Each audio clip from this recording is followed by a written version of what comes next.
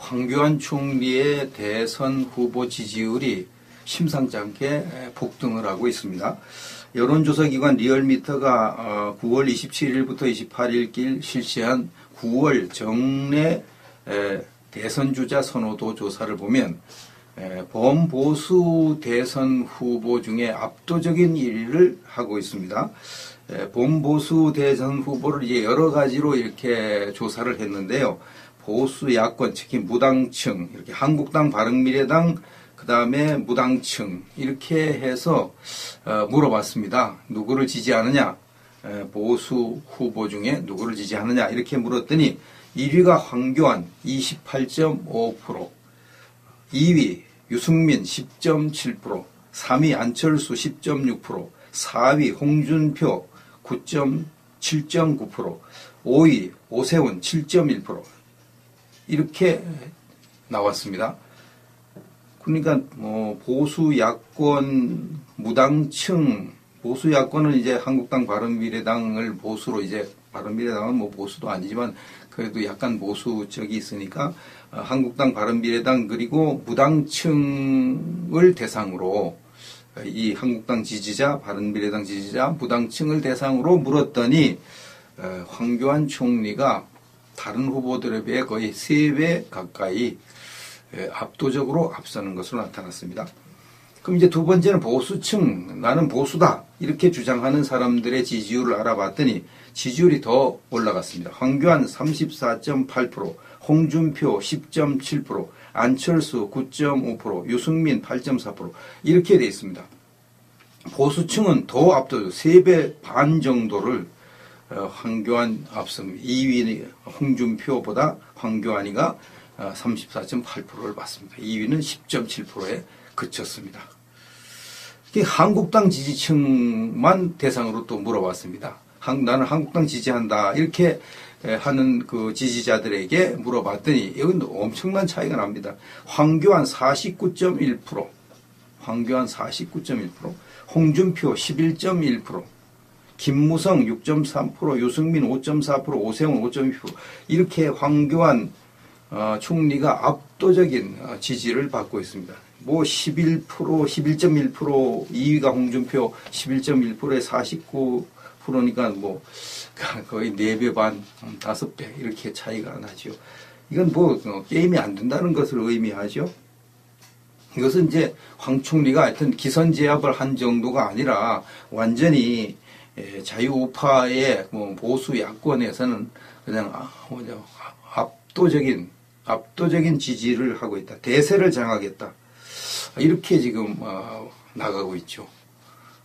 문재인이가 계속 일강 독주를 해왔죠. 그러다가 결국 대통령 선거에서 당선이 됐는데요. 지금 황교안 총리도 그렇게 될 가능성이 상당히 높아져요. 이건 뭐 지지율이 뭐 어느 정도 차이가 나야죠. 어느 정도 차이가 나니까 뭐 3배 이상, 뭐 4배 이상 막 차이가 나니까 뭐 어떻게 따라갈 그 엄두를 못 내죠. 이래가지고 뭐 뒤집어 볼 수 있겠습니까? 그래서 이제 황교안 총리의 그 인물 됨됨이와 그가 걸어온 길에 주목하지 않을 수 없게 됐습니다. 황교안은 실향민의 막내 아들로 태어났습니다. 북한에서 아버지가 이제 살다가 이제 갑자기 이제 이렇게 남과 북이 갈라지고 북한이 공산화되고 이렇게 하는 바람에 남한으로 이제 탈출을 했습니다. 그 4명의 자녀를 데리고 탈출해서 남한에서 2명의 자녀를 낳았는데 총 6명의 형제 자매가 있는데 그 중에 막내가 황교안입니다. 황교안이 이제 경기고등학교를 들어갔는데요. 머리가 좋고 공부를 잘 했습니다. 그런데 고3 시절에 경기고등학교에서 학도호국단 연대장을 맡아서 했습니다. 이것은 이제 그때부터 그가 국가관 이제 이 투철했다 하는 사실을 알 수 있고, 그가 공안검사가 된 것이 우연이 아닌 것을 알 수가 있습니다. 이 황교안이가 이제 대학교에 들어가기 직전에 이제 입시 준비하고 있을 때 아버지가 돌아가셨습니다. 그래서 그는 이제 입시를 준비하느라고 한참 힘을 써야 될 때 아버지가 돌아가시니까 그 이제 가정을 이제 어떻게 해야 되느냐. 다른 뭐 이제 형들이나 누나들을 이렇게 다 결혼을 하고 나가서 그냥 근근히 살아가니까 이 황교안은 내가 막내지만 내가 어머니를 책임져야 된다. 어머니를 모시고 그래서 자기는 대학을 가기를 포기를 했습니다. 그래서 어머니에게 대학 가지 않고 가정살림 책임을 지겠다고 말씀을 드리니까 어머니가 내 머리카락을 팔아서라도 네가 대학 졸업장 받는 것을 꼭 봐야겠다. 너 대학 꼭 가야 된다. 이렇게 강경하게 말씀을 하셔서 그 후에도 대학을 가야 되냐 말아야 되냐. 내가 대학 가면 우리 어머니 고생할 게 뻔한데 그런데 어머니가 강경하게 그러셔서 결국은 대학 진학을 선택을 했는데 이제 이런 그 아버지 돌아가시고 막 이거 자기가 이제 대학을 포기하냐 안 하냐 이런 과정에서 입시 준비를 제대로 할 수가 없잖아요. 그래가지고 입시에 실패를 했습니다. 이제 자기가 원하는 대학 아마 서울대 지원을 했나 봐요. 서울대 법대를 지원했나 본데 하여튼 어느 대학이라고는 밝히지 않았는데 실패를 했고 그 다음 재수를 했어요. 재수를 했는데 또 실패를 했습니다. 그래서 할 수 없이 성균관대 법대를 들어갔습니다. 법대 들어가서 그냥 곧바로 고시 준비를 해서 사법고시에 합격을 했고 검사로 임명을 받았죠. 그리고 공안통 검사가 되었습니다. 공안검사가 되었습니다. 황교안 검사 재직 시절에 주위로부터 차분하고 온화하고 업무에 있어서는 원칙을 중시했다 하는 평가를 받았다고 합니다. 근데 황교안 검사가 이제 김대중 정권 시절에 참 밥을 먹기 시작을 했죠. 김대중은 뭐 공안 검사를 아주 싫어하니까 김대중 정권들은 친북 인사들이니까 그래가지고 이제 찬밥 신세가 됐고요. 그 다음에 또 이제 뭐 승진도 안 되고 뭐 이렇게 그냥 그래도 그냥 근근히 그냥 승진 안 돼도 그냥 버티고 이렇게 하다가 또 노무현 정권이 들어와 버렸습니다. 노무현 정권에서 또 찬밥 신세가 되죠.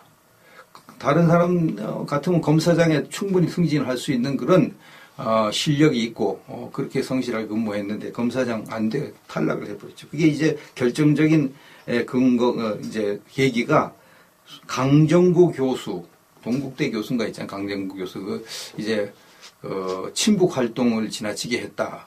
그래 가지고 이제 이걸 이제 이 황교안 검사가 맡아가지고 구속시키려고 하니까 너무나 노골적으로 뭐 친북 활동을 하고 이거 국가보안법을 어긴 거고 그러니까 구속을 시켜야겠다 이렇게 하니까 그때 법무장관이 천정배였습니다. 노무현 정권의 법무장. 이 법무장관이 소위 말하는 수사지휘를 해서 구속시키지 말아라 이렇게 해버렸어요. 그 수사지휘를 하니까 구속을 못 시켰잖아요. 강경하게 구속해야 된다고 주장을 했어요. 그래서 이 황교안 검사가 아주 강직하게 구속해야 된다고. 이런 사람 놔두면 우리 나라가 위험하다고. 강경하게. 그런데 결국은 구속을 못 시켰습니다. 그 계획에 미운털이 박혀가지고 검사장 승진해서 그 1순위였는데, 0순위였는데 탈락을 해버렸죠. 그런데 그가 그래도 퇴직을 하지 않고, 이제 막 좌천당해서 한직으로 물러나가지고 그냥 세월을 보내고 또 연구하고 책도 쓰고 그러면서 이렇게 했죠. 그렇게 하다가 이제 겨우겨우 이제 검사장이 됐어요. 다른 동기들보다 훨씬 늦게 검사장이 되고 부산 고검장으로 이제 검사 모든 활동을 마쳤습니다. 계속해서 뭐 찬밥이니까 그냥 마쳤습니다. 2011년 8월 검찰을 떠났습니다. 그 후에 이제 황교안 법무법인 태평양에서 고문을 맡아서 변호사로 인생을 끝내는 듯 했죠. 잊혀지는 황교안 이렇게 됐습니다. 근데 2013년 2월 13일 황교안이 박근혜 정부의 초대 법무장관으로 발탁됐죠. 예상을 아주 뒤엎는 화려한 컴백이 일어난 것이죠. 법무장관이 된 이 황교안의 가장 큰 업적은 2013년 14년 통합진보당 해산을 자기가 진두지휘하고 자기가 가서 다 그냥 그냥 그래서 다 범죄 사실을 다 증명하고 자기가 나서 다 했습니다. 그래서 위헌 심판, 위헌 정당 해산 심판 청구를 해서 결국은 통합진보당을 해산시키고 이석기가 구속당하도록 만드는 그런 결정적인 일을 했습니다. 황교안 법무장관의 아주 엄청난 업적이고 대한민국을 위해서 큰 일을 한 것이죠. 이제 그러고 이제 법무장관하고 끝나는가 보다 이제 그렇게 생각을 했는데 또 돌발 사건이 일어났죠. 2015년 6월에 문창극 총리 후보자가 이 좌파들의 거짓 선전 선동 친일파니 어쩌니 별별 소리를 해가지고 결국은 억울하게 낙마를 했어요. 그래가지고 이제 그냥 좌파들이 그냥 막 시비를 걸어대가지고 이게 총리 시킬 사람만한 사람이 없어요. 그래서 박근혜 대통령이 황교안을 국무총리로 이제 추천을 해서 결국은 국무총리가 됐죠. 전혀 국무총리가 될 입장이 아닌데 문창극 후보자가 탈락을 하는 바람에 그런 일이 일어났습니다. 하여튼 국무총리에 통과될 사람을 찾다 보니까 황교안은 통과되겠다. 그래서 통과된 것입니다. 그 다음에 2016년 말에 박근혜 대통령의 탄핵 광풍에 휘말려서 어려움을 겪을 때에 이것을 돌파하기 위해서 박근혜 대통령이 김병준 씨를 국무총리 후보자로 추천을 했습니다. 그게 지명을 했죠. 그래서 이제 이걸 국회에서 이제 인사청문 해가지고 하려고 그러는데 지금의 이 민주당 이자들이 그냥 무조건 김병준이 안 된다고 막 생떼를 쓰고 난리를 쳐가지고요. 결국은 김병준 씨가 사퇴를 하고 말았죠. 그러니까 또 이게 문제가 돼요. 그래서 이제 그때 국무총리인 황교안 총리가 다 짐 싸놓고 이제 떠날 준비를 다 하고 있는데 갑자기 김병준 씨가 사퇴하는 바람에 짐 다시 풀어가지고 그렇게 다시 국무총리를 하다가 결국은 박근혜 대통령이 탄핵당하니까 어떻게 하다 보니까 그냥 대통령 권한대행이 된 거죠. 원래 국무총리에서 나가야 되는데 그건 다 짐 쌌는데 이상하게 김병준 씨가 안 되는 바람에 계속 국무총리 하다가 대통령 권한대행까지 그냥 얼떨결에 맡은 것이죠. 얼떨결. 이것을 이제 볼 때, 이거 황교안 씨는 참 검사장 되는 것도 참 어렵게 되고, 또 법무장관 되는 것도 또 예상 밖에 또 되고, 국무총리 되는 것도 또 예상 밖에 되고, 대통령 권한대행도 예상 밖에 되고, 전부 다 예상 밖으로, 기적적으로, 참 신기하게. 그래서 제가 하나님 믿는 제 입장을 볼 때, 이 하나님이 황교안을 특별히 도와주셨구나. 그러지 않고서 저렇게 기적이 계속 일어날 일은 없지. 저런 이변이 계속 일어날 일은 없지. 이런 생각을 할 수밖에 없습니다.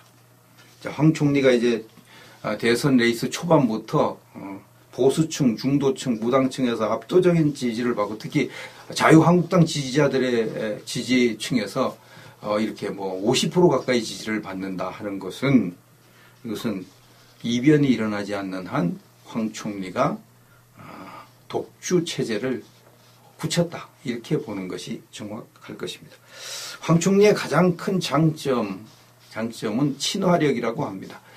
근데 이제 어려서 이제 사랑을 많이 받고 자라서요. 막내로 사랑을 많이 받고 자랐다고 그래요. 사랑을 많이 받은 사람은 다른 사람을 사랑하는 것이 쉽습니다. 그래서 다른 사람에게 베풀고 사랑하는 것이 어려서부터 체질화되어 있어가지고 그를 가까이 하는 사람들은 다 그를 좋아하고 친하게 지내고 이런다고 하는 거죠. 청년들과도 아주 잘 어울리는 사람으로 알려져 있고요. 소통을 중시하는 시대에 아주 꼭 필요한 성격과 기질을 가지고 있다고 보는 것입니다. 또 황 총리의 다른 장점 하나는 빚이 없는 것입니다. 빚. 이 모든 정치가들은 다 빚을 지고 살죠. 기업가들의 후원금을 받은 빚이 있고요. 또 정치가들끼리 서로 주고받고 한 빚이 다 있습니다. 그런 것들을 다 빚을 지고 있기 때문에 자기 소신껏 못하는 거죠. 그런데 황교안은 공안검사로서 빚질 일도 없고 법무장관 할 때 빚질 일도 없고 총리할 때 빚질 일이 없어요. 빚진 일도 없고 질 일도 없습니다. 그러니까 빚이 없으니까 자기 소신껏 모든 일을 할 수가 있는 장점이 있는 것이죠. 우리나라를 위기에서 구해낸 사람이 두 사람이죠. 한 사람은 이승만 대통령입니다. 이승만 대통령이 강력한 반공 정책을 썼죠. 그때 이제 이 이승만 대통령이 없었으면은 김일성이는 남로당 박헌영이를 이제 꼭두가시를 삼아서 이제 남한을 적화시켰을 겁니다. 거의 적화될 뻔했죠. 거의 적화될 뻔했습니다. 우리나라 국민들 굉장히 많은 사람들이 다 남로당에 표를 남로당 지지하고 박헌영 지지하고 그렇게 했거든요.